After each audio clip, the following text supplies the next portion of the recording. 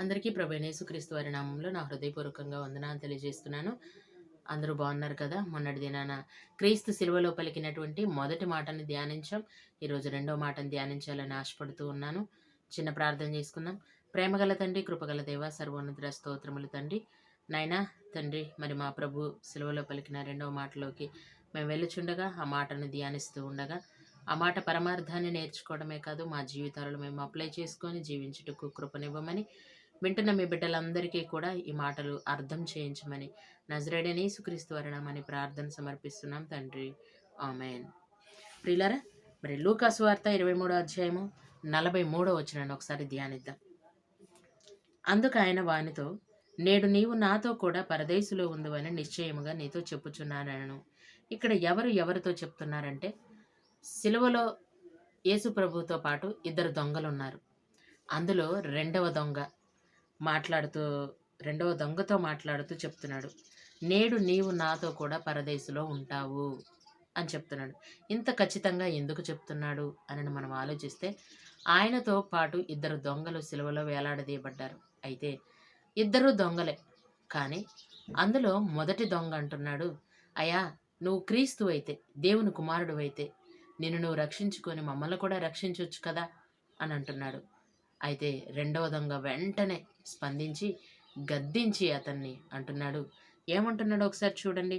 మనం 40వ వచనాన్ని చూస్తే, అయితే రెండవ వాడు వానిని గద్దించి, నీవు అదే శిక్షా విధిలో ఉన్నావు గనుక దేవునికి భయపడవా? మనకైతే ఇది న్యాయమే. మనము చేసిన వాటికి తగిన ఫలము పొందుచున్నాము గాని ఈయన ఏ తప్పిదమునో చేయలేదని చెప్పి ఆయన్ను చూచి, యేసు నీవు నీ రాజ్యములోనికి వచ్చినప్పుడు నన్ను జ్ఞాపకం చేసుకునమనను. ఇక్కడ రెండవ దొంగ మాట్లాడినటువంటి మాటలు ఎంత అద్భుతమైనవో ఒకసారి ఆలోచించాలి. ఆయన ఏమంటున్నాడంటే, ఇదిగో మనకైతే ఈ శిక్షా విధి కరెక్టే. మనం దొంగతనాలు చేసి ఇక్కడికి వచ్చాం. మనకి శిక్ష పడడం ఖచ్చితంగా పడాలి. ఇది న్యాయం, ఇది చట్టం. అయితే మనకు ఈ శిక్ష అనుభవించడం అనేది కరెక్టే. కానీ ఈయన ఏం నేరం చేశాడు? నీకు ఇప్పటికీ భయం వేయట్లేదా? దేవుడంటే ఇంకా నీకు భయం కలగట్లేదా? ఈయన ఏ పాపం చేయలేదు, ఈయన ఏ నేరం చేయలేదు, ఈయన పరిశుద్ధుడు. మరి ఈయనకు శిక్ష పడడం అనేది అన్యాయం. కాబట్టి ఈయనకు మనం భయపడాలి. ఈయన ఏ పాపం చేయలేదు కాబట్టి ఆయనకు శిక్ష పడకూడదు. మనం నేరస్తులం కాబట్టి మనకి ఇది శిక్ష కరెక్టే అంటూ తనను తాను ఒప్పుకుంటూ, తను చేసిన తప్పిదమును పాపాన్ని ఒప్పుకుంటూ మరి దాని గురించి పశ్చాత్తాపడుతున్నాడు. కనుకనే దేవునికి భయపడుతున్నాడు. కనుకనే ఆయన అంగీకరించబడ్డాడు.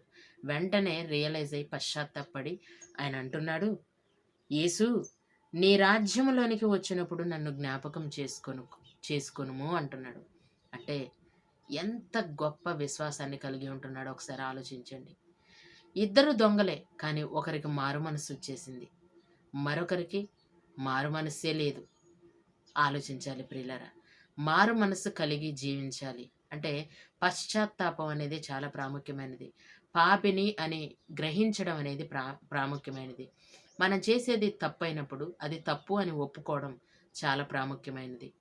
దేవుడు ఇక్కడ రెండవ దొంగ ఒప్పుకోవడం చూశాడు, దేవునికి భయపడడం చూశాడు, ఈ శిక్షకు నేను అర్హుడనే అనని ఒప్పుకోవడం చూశాడు. కనుకనే అన్నాడు ప్రభు, నేడు నీవు నాతో కూడా పరదేశులో ఉంటావు అని ఖచ్చితంగా చెప్పాడు. ప్రియులారా, ఈ మాటని మనం తప్పకుండా ఆలోచించాలండి. మనకుందా ఈ పశ్చాత్తాపం?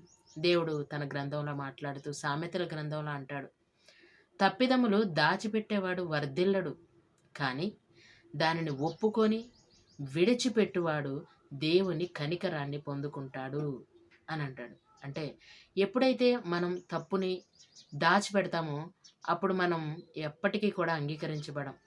మనకుంటుంది, నేనే తప్పు చేయలేదు, నేను చాలా మంచివాణ్ణి అని అనుకుంటాం. కానీ తప్పును ఒప్పుకొని విడిచిపెడితే దేవుడి కనికరం మన మీదకి దిగి వస్తుంది అని మరి దేవుడు చెప్తున్నాడు. ఈరోజు దేవుని కనికరాన్ని నువ్వు నేను పొందుకోవాలంటే మన పాపములు ఒప్పుకోవాలి, మన తప్పిదములు ఒప్పుకోవాలి. ఈ శిక్ష మన మీద పడాలి, కానీ మన ప్రభువు తన మీద వేసుకున్నాడు. ఆయన అనుభవించడానికి సిద్ధపడ్డాడు. సిద్ధపడ్డాడు, మన కోసం ఆ పాప శిక్షను అనుభవించాడు. ప్రియులారా, ఈ మాటను ఆలోచించండి. ఆలోచించాలి. ఆలోచనలో మాత్రమే కాదు, క్రియల్లోకి తీసుకురావాలి. మన పాపమును ఒప్పుకొని దేవుని దగ్గర విడిచిపెట్టి దేవుని కనికరాన్ని పొందుకునే బిడ్డలుగా మనం అందరం ఉండాలని దేవుడు కోరుకుంటున్నాడు. అట్టి కృపా కనికరము మనమందరము పొందుకోవాలని ఆశపడుతూ, ప్రార్థిస్తూ ఈ మాటలు ముగిస్తున్నాను. అందరికీ వందనాలు.